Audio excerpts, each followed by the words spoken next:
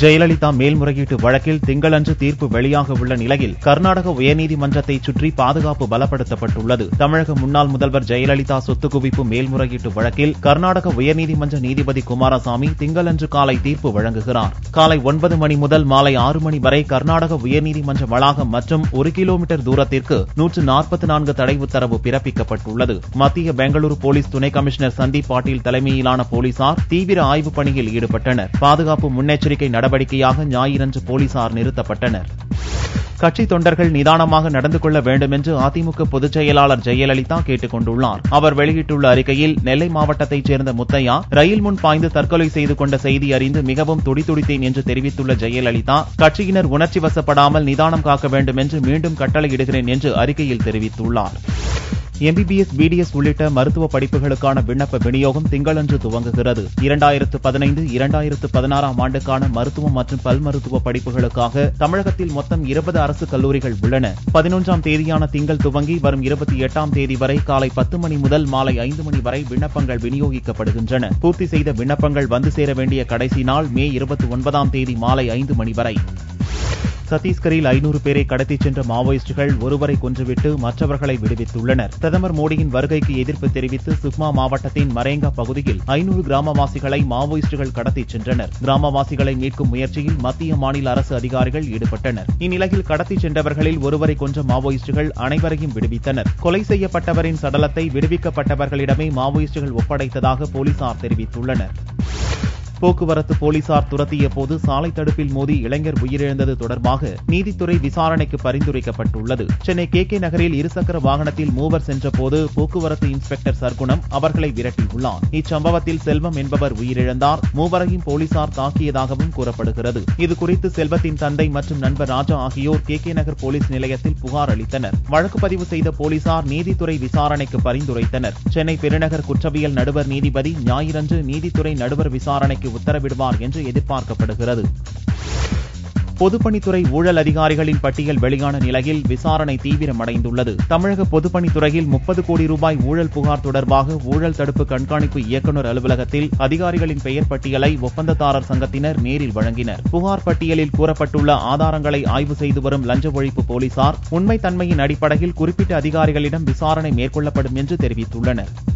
புதுச்சேரி அரசு அலுவலகத்தில் CBI அதிகாரிகள் 5 மணி நேரம் அதிரடி சோதனை நடத்தி முக்கிய ஆவணங்களை கைப்பற்றினர். அடுக்குமாடி குடியிருப்பு கட்டுவதற்காக 2009ஆம் ஆண்டு வீட்டு வசதி வாரியம் சார்பில் கிருமாம்பாக்கம் பகுதியில் தனியார் காலியிடம் 5 கோடி ரூபாய்க்கு வாங்கப்பட்டது. 1 கோடி ரூபாய் மதிப்புள்ள இடத்தை முறைகேடாக ஆவணங்கள் தயாரித்து 5 கோடி ரூபாய்க்கு வாங்கி அதிகாரிகள் ஊழல் செய்ததாக CBIக்கு புகார் சென்றது. இது தொடர்பாக அதிகாரிகள், ஊழியர்கள் சிலர் சஸ்பெண்ட் செய்யப்பட்ட நிலையில் அண்ணா நகரில் உள்ள வீட்டு வசதி வாரிய அலுவலகத்திற்கு சனிக்கிழமை அன்று வந்த CBI அதிகாரிகள் குழு அலுவலக கதவுகளை மூடிவிட்டு ஊழியர்களிடம் ரகசிய விசாரணை நடத்தினர். 5 மணி நேரம் நடந்த விசாரணையில் CBIயிடம் சிக்கிய முக்கிய ஆவணங்களுடன் அவர்கள் சென்னை புறப்பட்டுச் சென்றனர். CBIயிடம் ஊழல் தொடர்பான ஆவணங்கள் சிக்கியிருப்பதால் வீட்டு வசதி வாரிய அதிகாரிகள் மத்தியில் கலக்கம் ஏற்பட்டுள்ளது.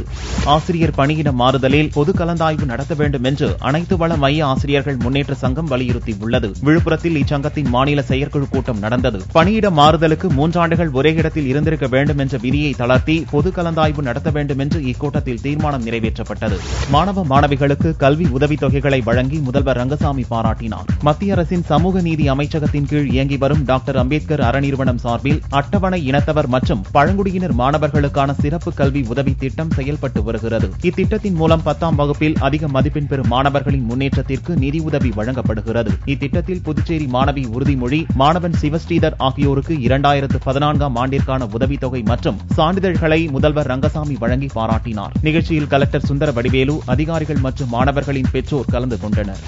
ஜூன் 24 மற்றும் 25ஆம் தேதிகளில் வேலைநிறுத்த போராட்டத்தில் ஈடுபட போவதாக தமிழ்நாடு வருவாய்த்துறை அலுவலர் சங்கம் அறிவித்துள்ளது. தமிழ்நாடு வருவாய்த்துறை அலுவலர் சங்கத்தின் மத்திய செயற்குழு கூட்டம் கடலூர் நகர அரங்கில் சனிக்கிழமை அன்று நடந்தது. காலி பணியிடங்களை நிரப்புதல், மேம்படுத்தப்பட்ட தனி ஊதியம் உள்ளிட்ட 21 அம்ச கோரிக்கைகளை வலியுறுத்தி தொடர் போராட்டத்தில் ஈடுபட உள்ளதாகவும் முதற்கட்டமாக வரும் ஜூன் 24, 25ஆம் தேதிகளில் வேலைநிறுத்த போராட்டம் நடத்த உள்ளதாக அறிவித்தனர்.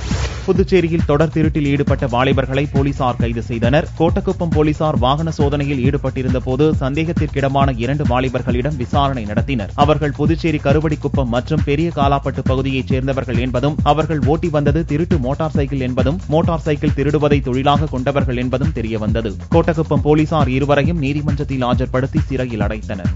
அரசியலில் செல்வாக்கு இருப்பவர்களுக்கு விருதுகள் எளிதில் கிடைப்பதாக பாபா ராம்தேவ் கூறினார். ஜூன் 21ஆம் தேதி சர்வதேச யோகா தினம் அனுசரிக்கப்படுகிறது. இதையொட்டி யோகா குறித்து விழிப்புணர்வு ஏற்படுத்தும் வகையில் அசோசாம் அமைப்பு நடத்திய நிகழ்ச்சியில் யோகா குரு பாபா ராம்தேவ் கலந்து கொண்டார். அப்போது அவர் கூறுகையில், இந்திய அரசின் பெருமைமிகு விருதுகளான பத்ம விருதுகளை பெற பலரும் பல வழிகளில் முயற்சிப்பதாகவும், அரசியல் செல்வாக்கு இருப்பவர்களுக்கு விருதுகள் எளிதில் கிடைப்பதாகவும் குற்றம் சாட்டினார். இந்த ஆண்டு பத்மபூஷன் விருதுக்காக ராம்தேவ் தேர்வு செய்யப்பட்டதாகவும், ஆனால் சன்னியாசியான தனக்கு விருது வேண்டாம் என கூறி அவர் ஏற்க மறுத்துவிட்டதாகவும் சில வாரங்களுக்கு முன் தகவல்கள் வெளியாகின. கோவையில் நகரமயமாதல் காரணமாக நொய்யல் நதி சார்ந்த குளங்களில் உயிர்ச்சூழல் கடுமையாக பாதிக்கப்பட்டுள்ளதாக சுற்றுச்சூழல் ஆர்வலர்கள் வேதனை தெரிவித்தனர். உலக பறவைகள் இடம்பெயரும் தினத்தை முன்னிட்டு கோவையில் மரம் அறக்கட்டளை, இந்திய ஆட்சிப்பணி மாணவர்கள், கோவை குளங்களை காப்போம் உள்ளிட்ட சுற்றுச்சூழல் அமைப்புகள் இணைந்து விழிப்புணர்வு நிகழ்ச்சிகளை நடத்தினர். நொய்யல் நதியை சார்ந்து கோவை மாவட்டத்தில் உள்ள 25 குளங்களின் உயிர்ச்சூழல் தன்மை குறித்து ஆய்வு மேற்கொண்டனர். நகரமயமாதல் காரணமாக நகரில் உள்ள குளங்களில் உயிர்ச்சூழல் கடுமையாக பாதிக்கப்பட்டு இருப்பதாக மாணவர்கள் வேதனை தெரிவித்தனர். பால் கொள்முதலை தமிழக அரசு குறைத்ததை கண்டித்து தமிழக பாரதிய ஜனதா சார்பில் சென்னை கலெக்டர் அலுவலகம் முன்பு சனிக்கிழமை ஆர்ப்பாட்டம் நடந்தது. ஆர்ப்பாட்டத்துக்கு தலைமை வகித்த அக்கட்சியின் மாநில தலைவர் தமிழிசை, உற்பத்தியாளர்களிடம் பாலை வாங்க மாட்டோம் என்று அரசு கூறுவது நியாயமற்றது என்று தெரிவித்தார். ஒரு வழக்கை நோக்கியே தமிழகத்தில் ஆட்சியாளர்கள் கவனம் செலுத்தி வருவதாகவும், பொதுப்பணித்துறையில் ஊழலை கண்டிக்கும் ஒப்பந்ததாரர்களை தட்டி வைக்கும் நிலை இந்த ஆட்சியில் ஏற்பட்டுள்ளது என்றும் தமிழிசை குற்றம் சாட்டினார். புதுச்சேரி கம்பன் கழகத்தின் சார்பில் பொன்விழா ஆண்டு விழா சிறப்பு நிகழ்ச்சிகள் நடந்தன. புதுச்சேரி கம்பன் கழகத்தின் பொன்விழா கொண்டாட்டம் வெள்ளியன்று துவங்கி 3 நாட்கள் நடந்து வருகிறது. 2ஆம் நாள் நிகழ்ச்சியாக மாற்றுத்திறன் மாணவர்களுக்கு அறக்கட்டளை சார்பில் பரிசுகள் வழங்கப்பட்டன. தொடர்ந்து பட்டிமன்ற பேச்சாளர் அறிவொளி தலைமையில் நடந்த வழக்காடு மன்ற நிகழ்ச்சியில் பர்வீன் சுல்தானா, சுமதி, ராமச்சந்திரன் உள்ளிட்டோர் கலந்து கொண்டனர். மாலையில் கவியரங்கம் மற்றும் பட்டிமன்றம் நடந்தது. விழாவில் பேச்சாளர்கள் மற்றும் இலக்கிய ஆர்வலர்கள் கலந்து கொண்டனர். நெல்லையில் விவசாயி மனைவிக்கு ஒரே நேரத்தில் சுகப்பிரசவத்தில் 3 ஆண் குழந்தைகள் பிறந்தன. நெல்லை மாவட்டம் தென்காசி அருகே மேலப்பாட்டாக்குறிச்சியைச் சேர்ந்த விவசாயி கோபிநாத் என்பவரின் மனைவி முத்துலட்சுமி பிரசவத்திற்காக நெல்லை அரசு மருத்துவமனையில் சனியன்று அனுமதிக்கப்பட்டார். இரட்டை குழந்தைகள் என கருதப்பட்ட நிலையில் கடைசி நேரத்தில் 3 குழந்தைகள் இருப்பது தெரியவந்தது. டாக்டர்களின் தீவிர முயற்சிக்கு பின் சுகப்பிரசவத்தில் 3 அழகிய ஆண் குழந்தைகள் பிறந்தன. குழந்தைகள் எடை குறைவாக இருப்பதால் அவர்களை தீவிர சிகிச்சை பிரிவில் வைத்து டாக்டர்கள் கண்காணித்து வருகின்றனர். தங்கத்தின் விலையில் ஞாயிறன்று மாற்றமில்லை. 1 சவரன் தங்கம் 20,456 ரூபாய்க்கு விற்பனையானது. 1 கிராம் ஆபரண தங்கம் 2,557 ரூபாயாக இருந்தது. 1 கிராம் வெள்ளி 40 ரூபாய் 70 காசுகளுக்கு விற்பனையானது. பார் வெள்ளியின் விலை 38,070 ரூபாயாக இருந்தது. டிஜிட்டல் கட்டண உயர்வை கண்டித்து தமிழ் திரையுலகினர் உண்ணாவிரத போராட்டம் நடத்தினர். இது தொடர்பாக தென்னிந்திய திரைப்பட நடிகர் சங்கம் வெளியிட்டுள்ள அறிக்கையில், டிஜிட்டல் நிறுவனங்களிடம் அடிப்படை கோரிக்கைகளை வலியுறுத்தி தமிழ் திரைப்பட உலகம் சார்பில் ஞாயிறன்று உண்ணாவிரத போராட்டம் நடக்கிறது. சென்னை வள்ளுவர் கோட்டத்தில் நடக்கும் உண்ணாவிரத போராட்டத்தில் சங்க உறுப்பினர்கள் அனைவரும் தவறாமல் கலந்து கொள்ள வேண்டும் என்று கூறப்பட்டுள்ளது.